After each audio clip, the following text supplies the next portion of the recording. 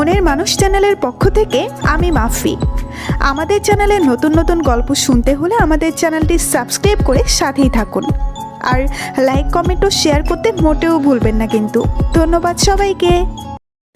হাঁটতে হাঁটতে হঠাৎ মাথা ঘুরে পড়ে যায়। যখন চোখ খুলে নিজেকে হসপিটালে আবিষ্কার করি, একজন মহিলা পাশে বসে হাত পাখা দিয়ে আমাকে বাতাস করছিলেন। তিনি আমাকে জানান যে তার ছেলে পাশের শহর থেকে ফেরার সময় রাস্তার মাঝে আমাকে পড়ে থাকতে দেখে কেউ সাহায্যের হাত বাড়িয়ে দেয় না, তাই সে নিজেই আমাকে এই হাসপাতালে ভর্তি করে। তারপর ওনাকে খবর দেয় আমার সেবা যত্ন নেওয়ার জন্য। মহিলাটি আমার কাছে আমার ঠিকানা জিজ্ঞাসা করে, কিন্তু হেতিমে যে একটাই ঠিকানা, খোলা আকাশ। আমি আমার সাথে ঘটে যাওয়া সব ঘটনা ওনাকে বলি। আমার কথা শুনে আমার উপরে খুব মায়া হওয়ার কারণে আমাকে ফেলে যায়নি, তার বাড়িতে স্থান দিয়েছিল, তাও একজন আশ্রিতার জায়গায় না, তার পুত্রবধূ করে। ভেবেছিলাম আল্লাহর দেওয়া পরীক্ষায় হয়তো আমি পাশ করেছি, বাকি জীবনটা হয়তো প্রিয় মানুষটার সাথে সুখে কাটিয়ে দেব। কিন্তু হায়, হতভাগে সারা জীবন কষ্টই পেয়ে থাকে। তার জীবনে সুখ বলতে কিছুই নেই, শুধু স্বপ্নই সুখ পাবে, বাস্তবে শুধু দুঃখ আর দুঃখ। বিয়ের 2 মাস পর আমান বাহিরের দেশে যাবার তোড়জোড় লাগিয়ে দেয়। বলেছিল 5 বছর বিদেশ থাকবে, কিন্তু একজন স্ত্রী জানে স্বামীর থেকে দূরে থাকা কতটা কষ্টের, তার ভালোবাসার পরশগুলো থেকে দূরে থাকা কতটা কষ্টের, তার বুকে মাথা না রেখে রাত কাটানো কতটা কষ্টের। 2 মাস পর আমানের সব কিছু ঠিকঠাক হয়ে যায়। যাওয়ার সময় আমার কপালে একটা ভালোবাসা দিয়ে বলেছিল মা বাবা নেহাকে দেখে রাখতে। আমি মুখ দিয়ে কিচ্ছু বলিনি, কিন্তু আমার চোখ সেদিন আমার কথা শোনেনি। এয়ারপোর্টের ওয়েটিং জোনে বসেছিল, হঠাৎ এসে পুলিশ ওকে ধরে নিয়ে যায়। কেউ ওর পাশে চেয়ারে একটা ব্যাগ রেখে ওকে একটু দেখে রাখতে বলে, সেটাই ওর কাল হয়ে দাঁড়ায়। 5 বছরের জেল হয়। একজন পুলিশের সাহায্যে ও বাড়িতে নিয়মিত কথা বলতো। ইন্টারনেটে কল দেওয়াতে মা বাবা বা নেহা কেউই বুঝতে পারতো না ও বিদেশ আছে নাকি দেশেই জেলে আছে। আর আমি অভিনয় করেই যেতাম সবার সাথে।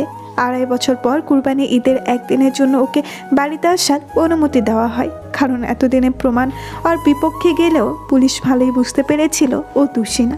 বাড়িতে আসার আগে আমাকে ফোন দেয় এবং বলে যে রাতে যাব, আবার ভোরে চলে আসবো।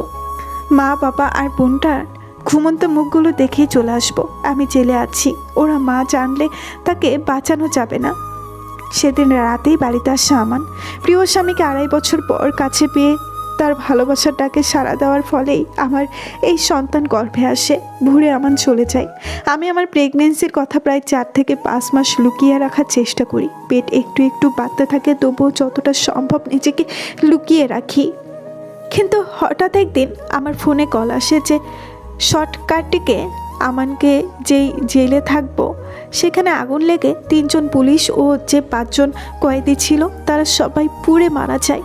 আমার পায়ের নিচ থেকে মাটি সরে যায়, আমার পৃথিবী যেন অন্ধকার হয়ে যায়। আমি কোনো রকমভাবে বলি তার লাশ যেন বাড়িতে না পাঠানো হয়, মা দেখলে তাকে বাঁচাতে পারবো না। ফোনটা কোনো রকমে রেখেই আমি মাটিতে লুটিয়ে পড়ি। ডাক্তার এসে চেক আপ করে জানায় আমি প্রেগনেন্ট।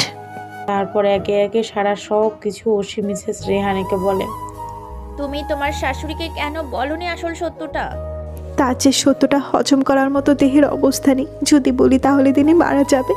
আমি কি করে তাকে মেরে ফেলি? যেই বুকে আমায় আশ্রয় দিয়েছে, আমি কিভাবে সেই বুকটাকে দুনিয়া থেকে বিদায় করে দেই? তবুও তোমাকে সত্যিটা তোমার শাশুড়িকে জানানো উচিত ছিল। বিনা অপরাধে নিজের নামে কলঙ্কিনী টাইটেল লাগিয়ে কি লাভ? আমি পারিনি একজন মাকে তার সন্তানের মৃত্যুর খবর দিতে পারিনি। কিভাবে বলি তোমার বুকের মানিক এই দুনিয়ায় নেই? জানেন পৃথিবীতে সব থেকে বড় বোঝা কি? বাবা মায়ের কাছে তার সন্তানের বোঝা। কোনোদিন বলতেই পারবো না যে আমান এই পৃথিবীতে নেই। সারা জীবন কলঙ্কিনী তকমা নিয়েই থাকবো।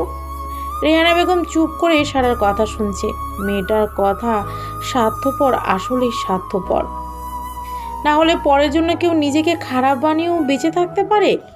সারা একটু চুপ করে আবার বলতে লাগলো, একবার তো আমার নামের পাশে কলঙ্কিনীর তকমা লেগে গিয়েছে, এটা মুছে ফেলা যাবে না। মানুষ 1000টা ভালো কাজ করলে লোকজন তাকে মনে রাখে না, কিন্তু তার নামে একটা খারাপ কথা শুনলে সবাই তার চেহারা মুখস্থ করে রাখে। আমারটা ঠিক তেমনই হবে।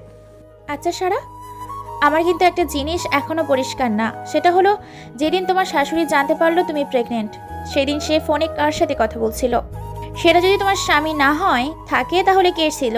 সে তোমার কি কোনো বন্ধু? সারা মিসেস রেহানার কথাটা শুনে সেটা ভাবুক হয়ে গেল। উনি তো ঠিক কথাই বললেন। তাহলে সেদিন লোকটা কে ছিল? আমি তো এত পরিমাণ শকে ছিলাম যে এই কথাটা আমার মাথায় আসেনি। কে ছিল সে? তারপর সারা কিছুটা ভেবে নিজেই বলল, এমনও তো হতে পারে যে আমান যে পুলিশের ফোন ব্যবহার করতো সেই পুলিশটাই কণ্ঠ বদলিয়ে মায়ের সাথে কথা বলেছিল। কারণ আমি তো আগেই অনুরোধ করেছিলাম আমাদের লাশটা যেন বাড়িতে না দেওয়া হয়। তাই হয়তো একটা মায়ের বুকে সন্তানের লাশ দেওয়া থেকে সবার অজান্তেই সেই সন্তানের জায়গাটা পূরণ করে দিতে চাচ্ছে। মিসেস রেহানা নিজের চেয়ার থেকে উঠে সারার পাশে এসে দাঁড়িয়ে বলল, কিছু মনে করো না সারা, আমি একটা কথা বলি। আমি তো পুলিশ, তাই সব কিছু সন্দেহের চোখেই দেখি।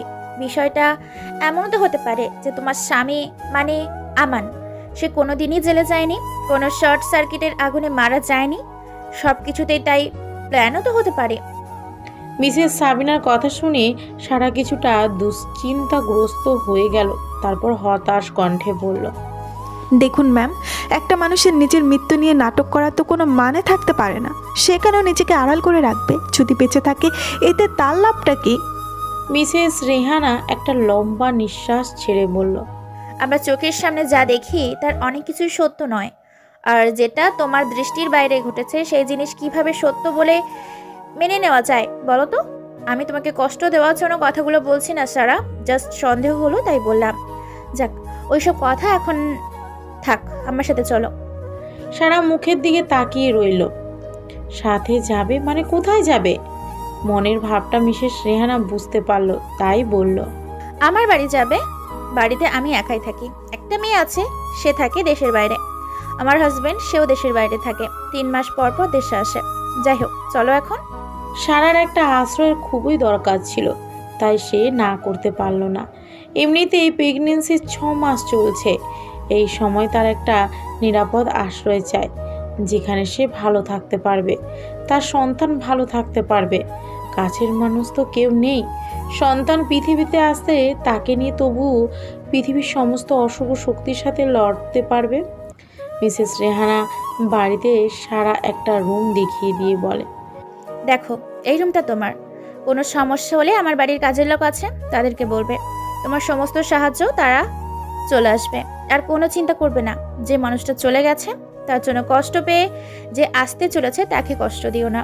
মনে রাখবা, তুমি যদি কোনো নড়বড়ে ঘরের চালা হও তো তোমার গর্ভের সন্তানকে সেই ঘরের একটা মজবুত খুঁটি হতে হবে একদিন। নিজের খেয়াল রাখো। আমি সন্ধ্যায় ফিরবো, এখন আসি। সারা গুটি গুটি পায়ে বেডের উপর বসে নিজের পেটে হাত দিয়ে মনে মনে বলতে থাকে, কলঙ্কিনী নাম শুনেও কষ্ট লাগে না। শুধু তোর জন্য, শুধু তোর জন্য বেঁচে আছি। আমি চাই তুই একদিন বড় হবি, মায়ের মুখ উজ্জ্বল করবি।